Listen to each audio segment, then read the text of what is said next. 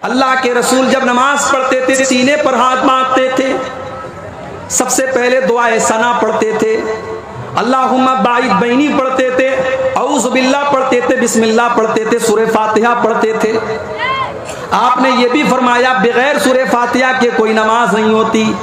आपने ये भी फरमाया जो सूरे फातिहा न पढ़े फहिया खिदाजुन, उसकी नमाज अधूरी है, अधूरी है, अधूरी है, उसकी नमाज पूरी नहीं है, उसकी नमाज पूरी नहीं है। उसके बाद अल्लाह के नबी कोई और सूरत पढ़ते, फिर आप रुकू में जाते और रुकू में जाने के पहले आप रफा यदैन करते, अपने दोनों हाथों को उठाते कंधे तक। रुकू में जब आप जाते आपकी पीठ और आपका सर बिल्कुल बराबर होता और इत्मीनान से आप रुकू करते और अपने दोनों हाथों से अपने घुटने को मजबूती से पकड़ करके आप रुकू करते। रुकू में आपने बहुत सारी दुआएं सिखाई हैं। सबसे मशहूर दुआ है सुभान रब्बियल अज़ीम। ये दुआ कम से कम 3 बार पढ़नी चाहिए, अल्लाह के रसूल पढ़ते थे।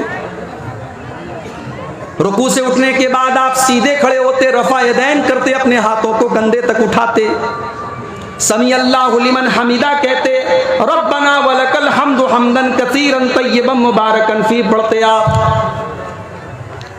इत्मीनान से खड़े रहते। उसके बाद आप सजदा करते और सजदे में जाते वक्त पहले अपने हाथों को जमीन पर रखते, फिर अपने घुटने को बाद में रखते। सजदे में कम से कम 7 चीजें जमीन के ऊपर अल्लाह के प्यारे नबी रखते थे। अपनी पेशानी को जमीन पर रखते थे, अपनी नाक को जमीन पर रखते थे, पेशानी और नाक दोनों को एक मानते थे आप। दोनों हाथों को जमीन पर रखते, दोनों घुटनों को जमीन पर रखते और दोनों पैरों को भी जमीन पर रखते और पैरों की उंगलियों को मोड़ करके उनका रुख किबला की तरफ कर लेते और आप इत्मीनान से सजदा करते। सजदे में आपने केहुनियों को जमीन पर बिछाने से मना किया और आपने फरमाया कुत्ते की तरह अपने हाथों को सजदे में जमीन पर बिछा करके सजदा न करो। मर्द का भी यही तरीका है, औरत का भी यही तरीका है। औरत भी सजदा ऐसे ही करेगी जैसे मर्द करता था। कोई भी सही हदीस ऐसी नहीं कि मर्द का सजदा करने का तरीका अलग और औरत का तरीका अलग है। दोनों का तरीका सेम होगा, दोनों का तरीका एक होगा। सजदे में आप अलग अलग दुआएं पढ़ते थे। सुभान रब्बियल आला भी पढ़ते थे, सुब्बूहुन कुद्दूसुन रब्बुल मलाइकती भी पढ़ते थे और भी दुआएं आप पढ़ते थे कम से कम 3 बार। सजदे से उठने के बाद इत्मीनान से आप बैठ जाते थे। अल्लाहुम्मा ग़फ़िरली वरहमनी वहदिनी वआफ़िनी वरज़ुक़नी, ये दुआ आप पढ़ते थे। फिर दूसरा सजदा करते थे। दूसरा सजदा करने के बाद इत्मीनान से आप बैठे रहते थे और फिर उठ करके आप दूसरी रकात के लिए आप उठते थे और जैसे आपने पहली रकात पढ़ी थी आप दूसरी रकात पढ़ते थे। अगर वो नमाज 3 रकात वाली या 4 रकात वाली होती थी, अल्लाह के प्यारे नबी 2 रकात पढ़ने के बाद अत्तहियात पढ़ते थे और अत्तहियात में जो हदीस से जो चीजें साबित हैं कि अत्तहियात के शुरू से लेकर के सलाम फेरने तक आप अपनी उंगली को उठाए रहते थे। ये हमारे बहुत सारे भाइयों ने जो तरीका बना लिया है कि अशहदु अल्लाह के ऊपर उठाते हैं और इल्लल्लाह के ऊपर उंगली को नीचे कर देते हैं। माफ कीजिए, ये हदीस से साबित नहीं है। पूरे तशहुद में अत्तहियात आपने जब से शुरू की है, सलाम फेरने के टाइम तक आपकी उंगली ऐसे उठी रहेगी। बीच बीच में आप थोड़ा थोड़ा उंगली को हरकत देंगे। जब दरूद शरीफ पढ़ेंगे तब आप हरकत देंगे, दरूद शरीफ के बाद की दुआएं जब आप पढ़ेंगे तब आप हरकत देंगे। ये हरकत देना भी अल्लाह के रसूल सल्लल्लाहु अलैहि वसल्लम से साबित है। तीसरी रकात के लिए जब आप खड़े होते तो आप रफा यदैन करके अपने हाथों को सीने पर बांध लेते।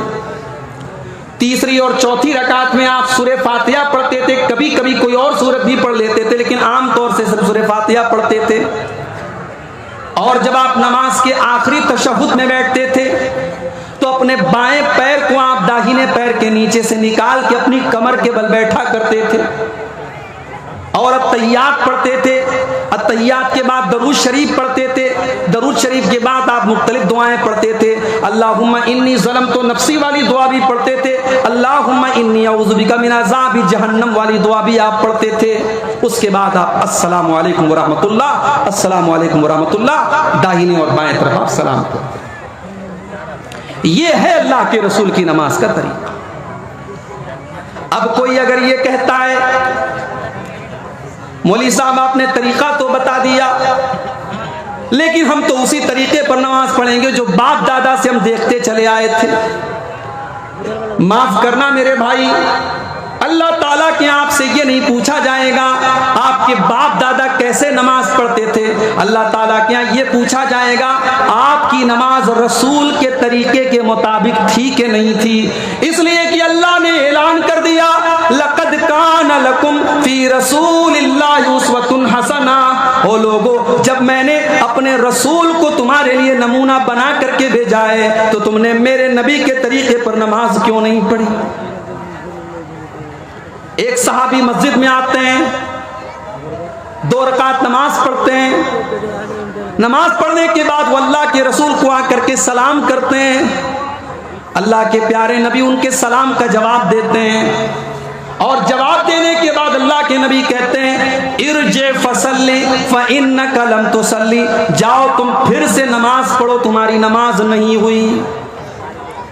सहाबी फिर से आते हैं, फिर से 2 रकात नमाज पढ़ते हैं, फिर आकर के अल्लाह के रसूल को सलाम का जवाब देते हैं। अल्लाह के रसूल सल्लल्लाहु अलैहि वसल्लम सलाम का जवाब देते हैं और कहते हैं जाओ फिर से नमाज पढ़ो, तुमने नमाज नहीं पढ़ी। जब 3 बार ऐसा हो जाता है, सहाबी अल्लाह के नबी से कहते हैं कि अल्लाह के नबी आप ही बता दीजिए कि नमाज कैसे पढ़ी जाए।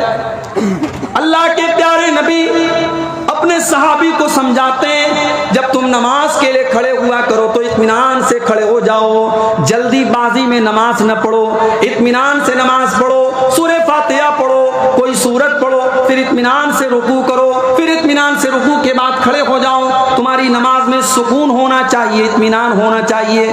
जल्दबाजी वाली नमाज अगर तुमने पढ़ी तो तुम्हारी नमाज अल्लाह ताला क्या मानी नहीं जाएगी। मेरे भाइयों, अपनी नमाजों का जायजा हम और आप ले लें कि हमारी नमाजें अल्लाह के रसूल के तरीके के मुताबिक हैं कि नहीं। और आगे बढ़ो, ये तो नमाज का मामला हो गया। शेरशाह वादियों का इलाका है, बहुत बढ़िया वादी है आपकी इस पूरे सीमांचल के एरिया में। शादियां आप कर रहे हैं, बारात भी लेकर के जा रहे हैं, शादी के अंदर जहेज की डिमांड भी हो रही है, लाखों लाखों रुपये जहेज लिया जा रहा है। और बड़े फख्र के साथ हम ये भी कहते हैं कि पूरी शेरशाह वादी कौम अहले हदीस है, हम कुरान और हदीस के मानने वाले हैं, हमारी पूरी कौम अहले हदीस है। मेरे प्यारे भाइयों, अहले हदीस होने का दावा करना ये अलग बात है और उस पर अमल करके दिखाना ये अलग बात है। अगर हम अपने आप को अहले हदीस मानते हैं और कुरान और हदीस पर चलने वाला अपने आप को कहते हैं तो फिर कुरान की ये आयत हम शादी ब्याह में क्यों नहीं पढ़ते और कुरान की इस आयत को अपने शादी ब्याह पर क्यों फिट नहीं करते। लक़द काना लकुम फी रसूलिल्लाहि उस्वतुन हसना। ओ लोगो, मेरा नबी तुम्हारे लिए नमूना है, मेरा नबी नमाज में भी तुम्हारे लिए नमूना है, मेरा नबी शादी ब्याह में भी तुम्हारे लिए नमूना है। हर साल जहेज के ऊपर तकरीरें हो रही मगर कोई फर्क नहीं हो रहा है। गरीब बाप बेचारा लड़की की शादी कैसे करे, समाज में कोई समझने वाला नहीं है। या तो वो लोगों के सामने भीख मांगे और अपनी बेटी के जहेज का इंतजाम करे, या वो बेचारा सब्र करे और इस उम्मीद में लगा रहे कि मेरे पास पैसे का इंतजाम हो जाए तो मैं अपनी लड़की की शादी करूंगा। 30-30 साल की गरीब लड़की आज जवानी की दहलीज को पार कर रही है। आज गरीबों की लड़कियां अपनी इज्जत और आबरू की हदों को क्रॉस कर रही हैं, अपनी इज्जत और आबरू की लिमिट को क्रॉस कर रही हैं। मेरे प्यारे भाइयों, अगर वो गरीब की बेटी के कदम अगर बहक गए, मुझे बताओ उसका जिम्मेदार कौन होगा। आपने नमाज तो रसूल के तरीके के मुताबिक पढ़ी, आपने रोजा तो नबी के तरीके के मुताबिक रखा, आपने हज तो नबी के तरीके के मुताबिक किया, मगर माफ कीजिएगा आपके शादी ब्याह में रस्म रिवाज की जो लंबी लिस्ट है उसको अगर आपने नहीं तोड़ा और उसको आपने खत्म नहीं किया तो आपने इस आयत पर अमल नहीं किया, लक़द कान लकुम फी रसूलिल्लाहि उस्वतुन हसना, कि तुम्हारे लिए अल्लाह के रसूल की जिंदगी नमूना है।